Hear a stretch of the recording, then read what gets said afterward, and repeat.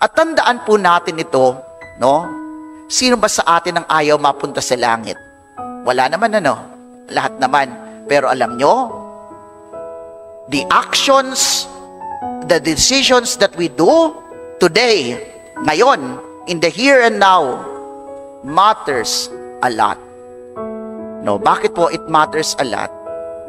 Kasi po, yung mga ginagawa natin ngayon, yung mga desisyon na ginagawa natin ngayon, yung mga kabutihan na ginagawa natin ngayon sa ating kapwa, no? Kung naging malupit tayo at naging insensitibo sa kalalagayan ng iba, no? Yun po yung it can either brings us closer to God, to God's kingdom, or it can make us away from the kingdom of God.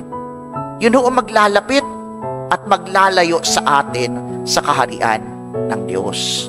No? Kaya sana, huwag tayong maging bulag, huwag tayong maging manhid, huwag tayong maging insensitibo. Kung pinagpapala ka, be a blessing to others.